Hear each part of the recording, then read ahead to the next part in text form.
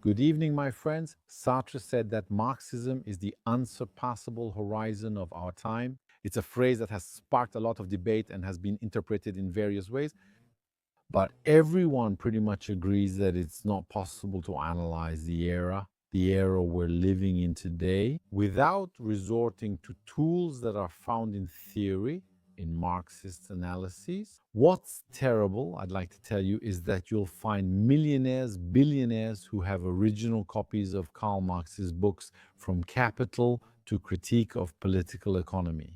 Whereas you'll have workers who might be more concerned with this content, and yet they'll tell you, yeah, well, I'm not interested in that. Yes, Marxism isn't good, because quite simply, what people think about something, whether they think it's good or bad, is generally defined by the ruling classes. That means if you're dominated, you don't decide what's good, bad, or what you think. Your whole way of seeing society in the end is given to you by the classes that dominate you.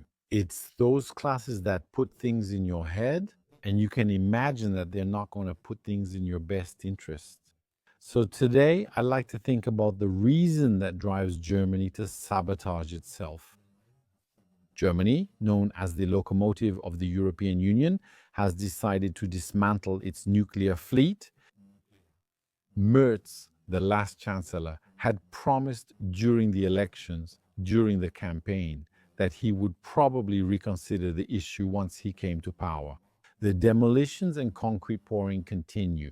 That means just a few days ago, they literally blew up a nuclear power plant in Bavaria, and for others, they're pouring concrete to prevent their use. Why? Because when you think about it, you realize that today, Germany is a country in deep crisis. It doesn't have access to energy. You should know that in Germany, some places can be below 10 or 12 degrees in midwinter. So people need energy. It's a highly industrialized country that also needs energy.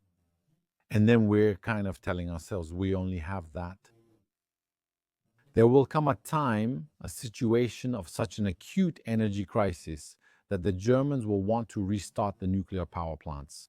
They won't just want to, they'll have no choice. It will be their only hope, their only chance to save themselves. And at that moment, to avoid that possibility, they destroy them, they blow them up. Because once they're destroyed, this time it's not just a matter of a few weeks to restart them, but it would probably take 15 or 20 years to rebuild them. So we're creating a crisis, and at the same time as we're creating the crisis, we're blocking the solutions. We're making it very difficult to access the solutions to these crises.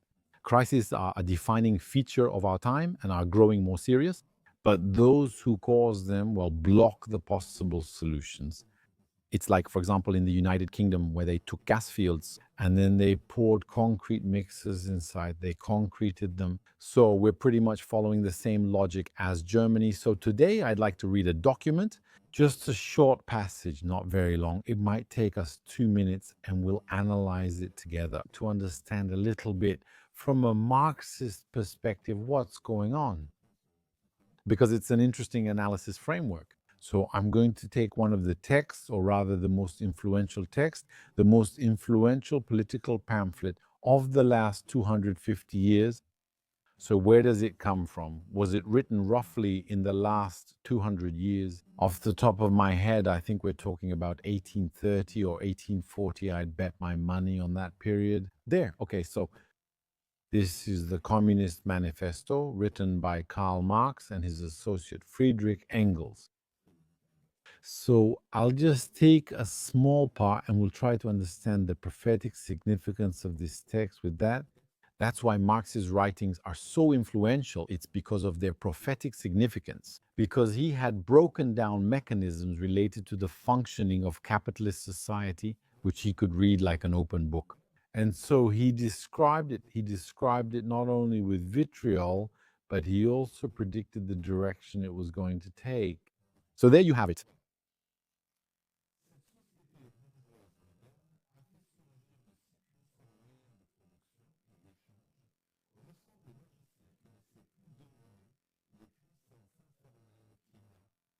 So the image we have here is that we have a magician. You see, we have a magician who is going to summon powers.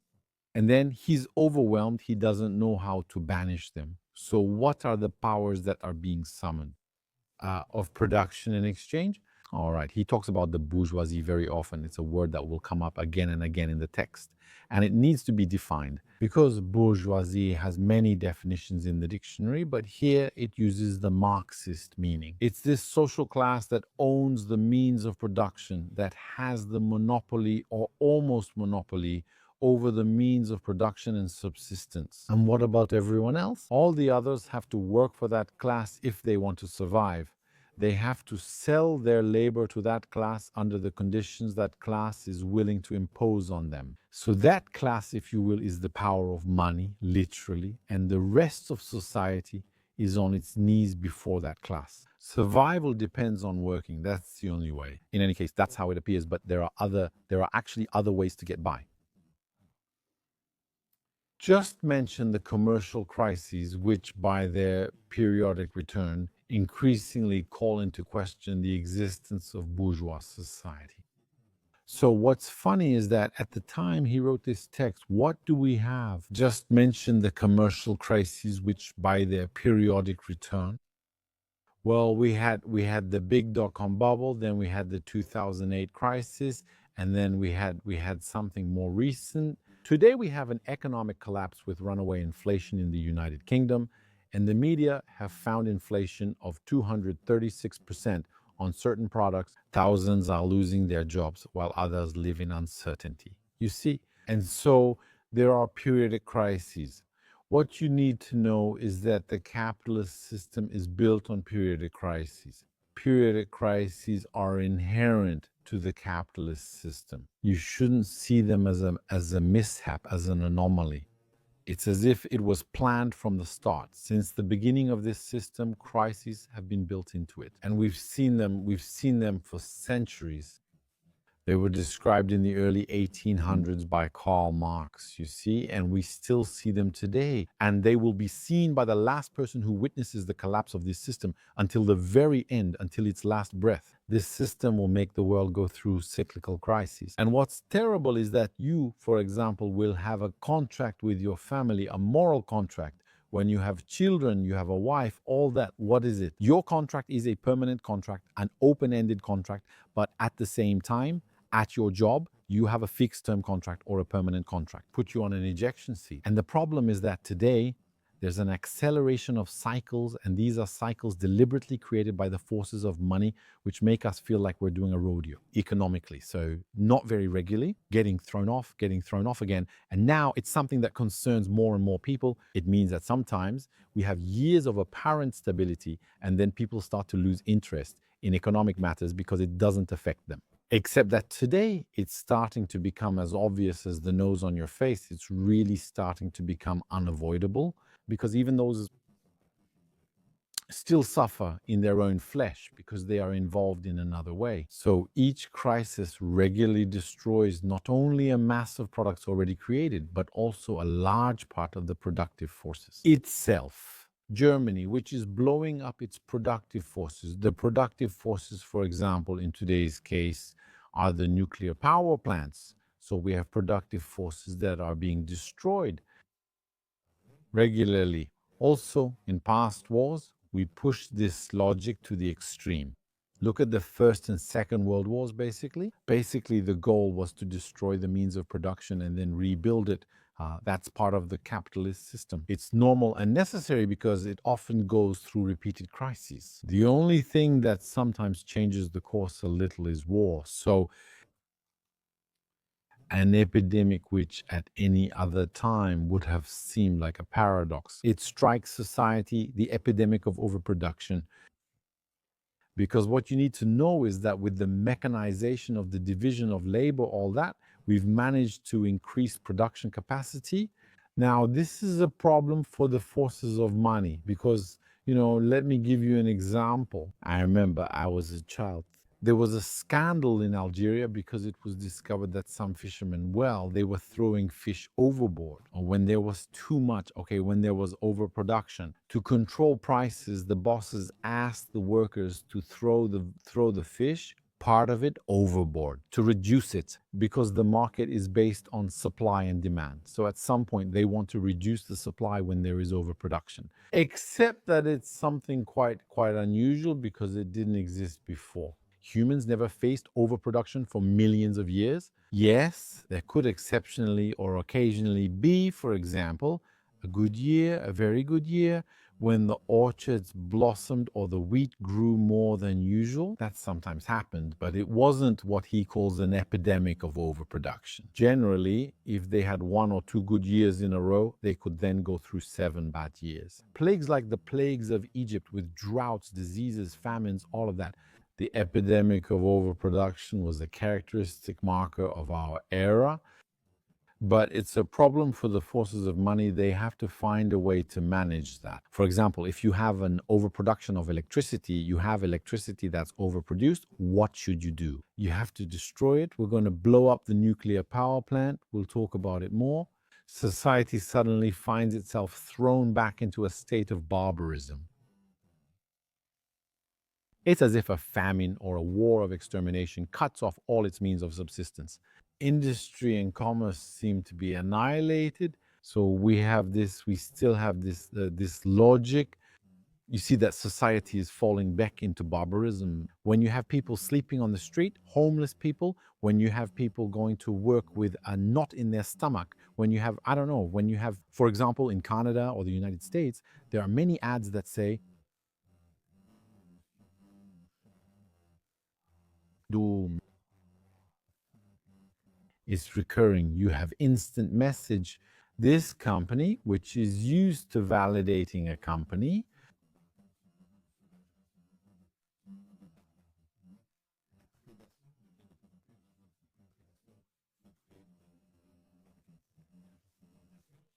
which oversees employees.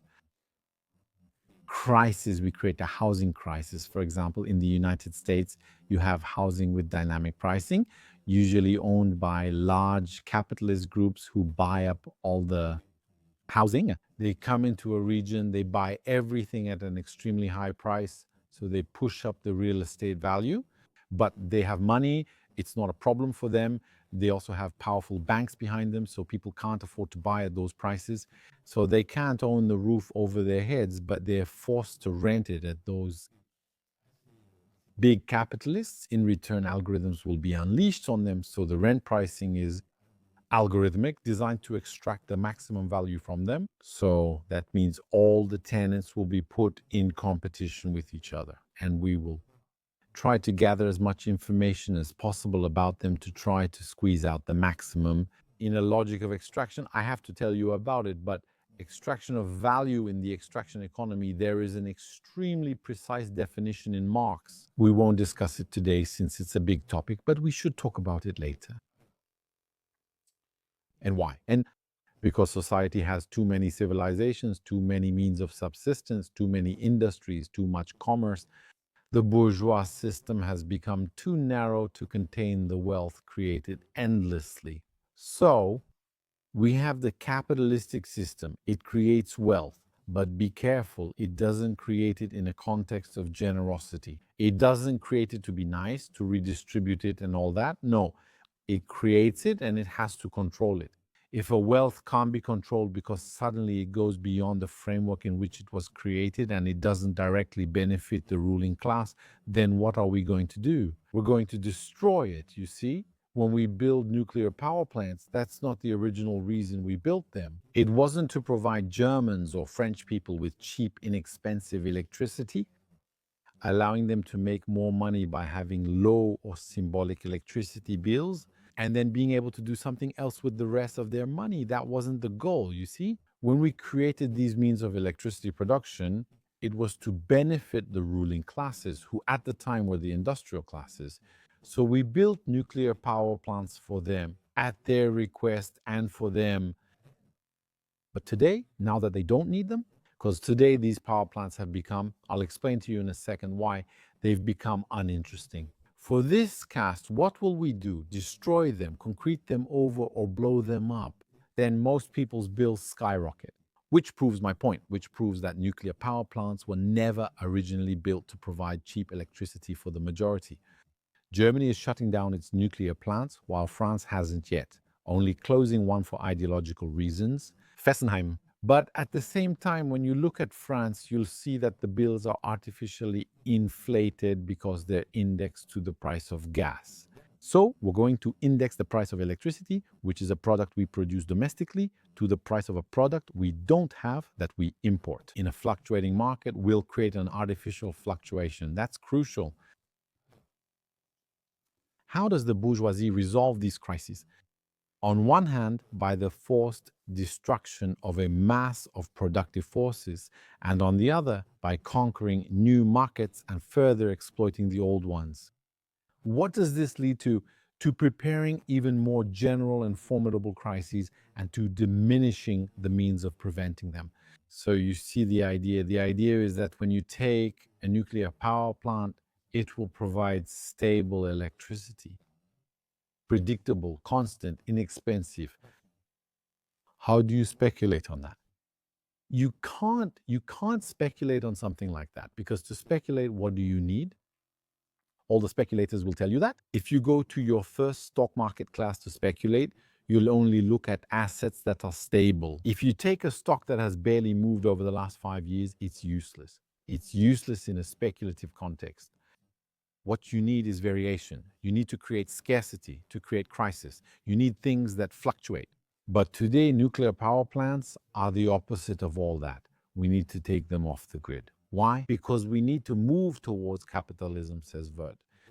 It's simply that today, European capitalism has become deindustrialized because at first it transferred its know-how, it transferred jobs, investment flows to China, for example, as part of outsourcing. That was at a time when it could sell at high prices in Europe and produce in China for a low cost. The issue is the student has outdone the master. That means that China has now become more powerful, and it started with European technologies in the past, but it has perfected and refined them. All of this means that European capitalism is outdated.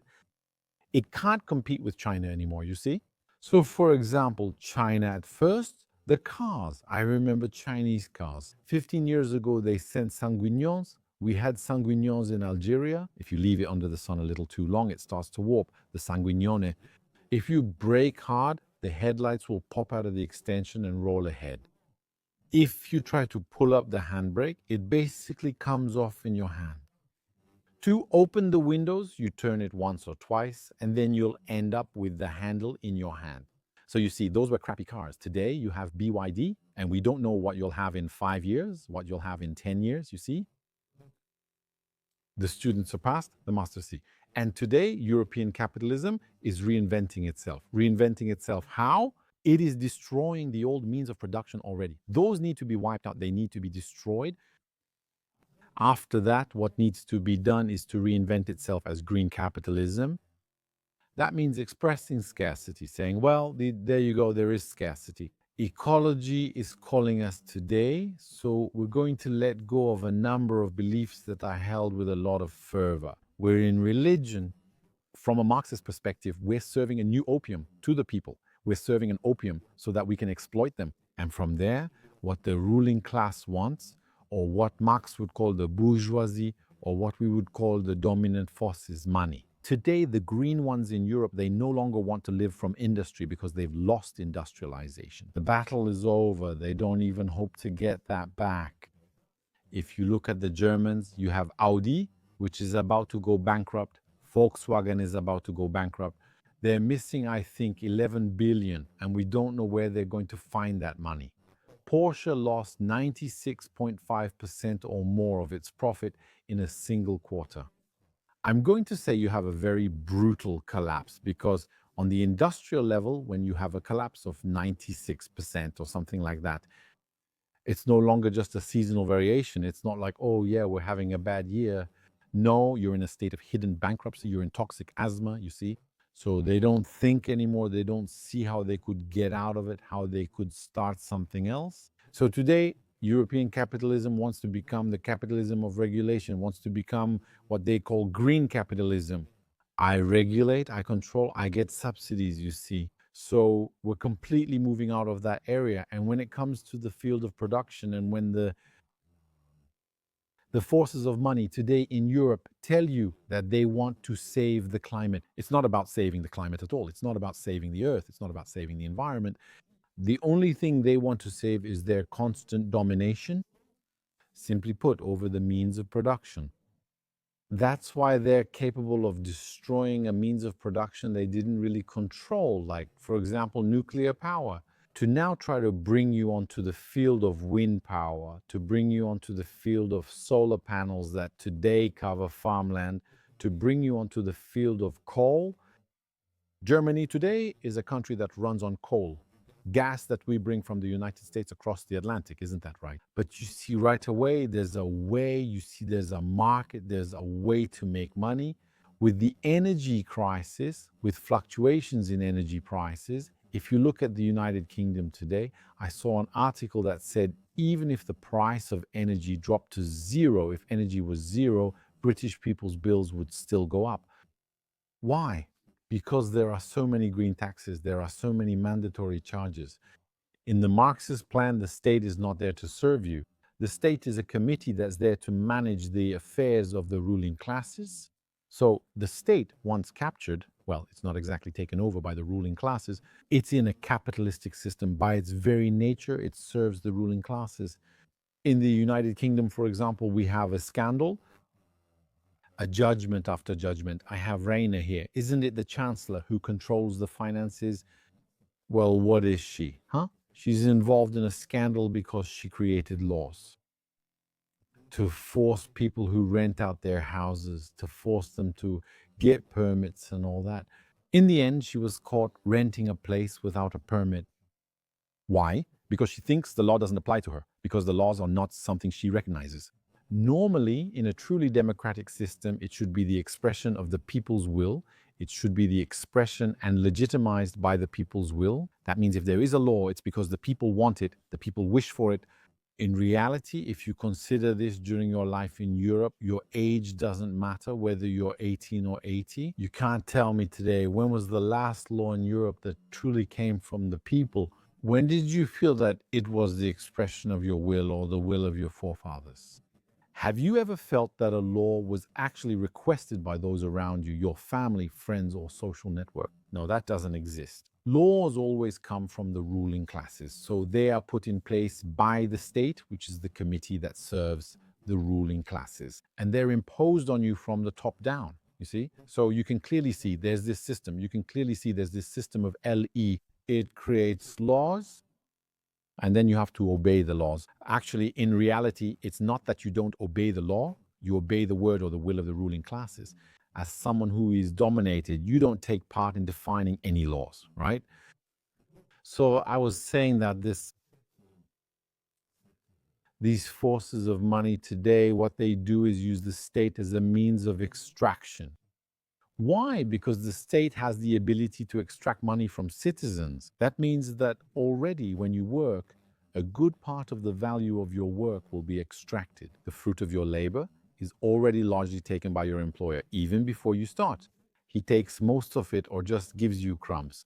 Then afterwards, the state comes in and takes from you at various levels. Afterwards, the money you have left, you're going to give it away.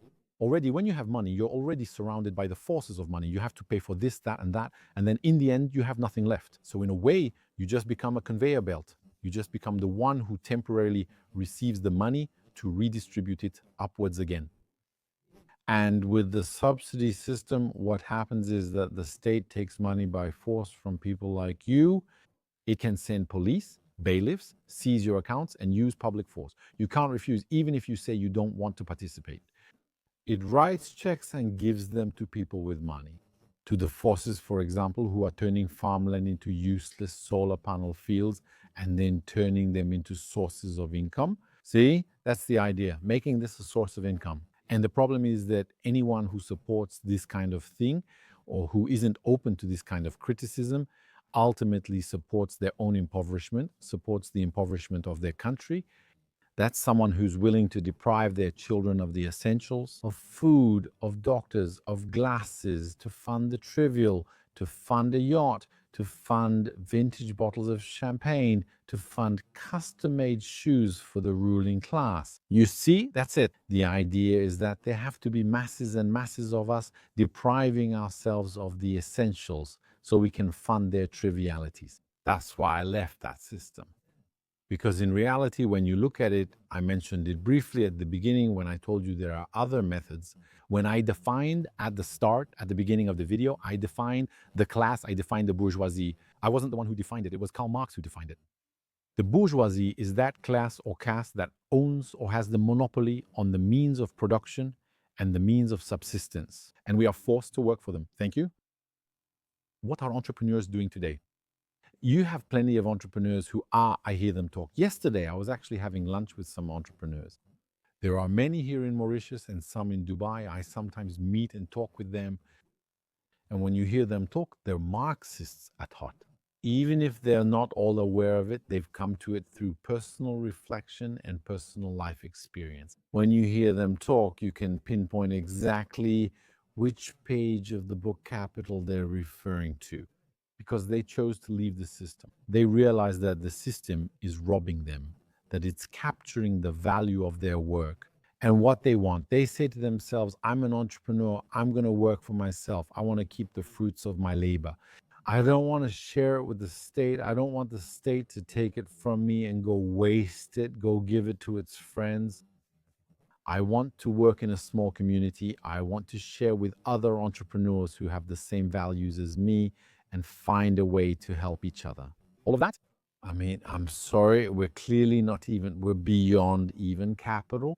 We're literally in the Communist Party manifesto. You see what I mean? It's that we're going back to what you could literally call primitive communism. Because in the past, people used to live in small communities. You know, there were little villages, the village chief, people would harvest, put their crops together and all that. We're discussing primitive communism. And when you look at the world of entrepreneurship today, even though there are people making millions, it's still basically a primitive communist system. So, as I was saying, the story today is that the forces of money are creating another narrative so they don't lose control. On one hand, to keep saying, we want to save humanity, we want to save the planet, we want to save the planet. There are loud water noises. It's a minor disaster. There was someone who lived next door who left and he let his pool rot. The water had turned green, so they brought in a big truck to change the water. But I feel like they're creating a mega flood. I took a look at it earlier. So I was saying, the ruling classes today, what do they want to do? They want to and have already left for industrial jobs. So, but they want to have the same control over the economy through ideological means. Being able to get subsidies to take money through the state as a transmission belt and put it in their pocket. Control the narrative, control energy, create a framework to moralize people and impose a way of functioning on them. So, do you really think blowing up nuclear power plants is worth it? See what I mean? We create scarcity, so we're the only ones with the energy. So, obviously, it all becomes a win for them. And that's it. That was just what I wanted to tell you today. Before you go, I invite you to read my book, Astrology, because it's a book that actually explains the mechanisms of these people, how they use alarmist speeches, how they use the end of the world, fear, all that just to position themselves and take large amounts of money from people by force and get rich from it. All right, my friends, I'll leave you in peace. I'll let you sleep and we'll see each other in the next video. See you very soon.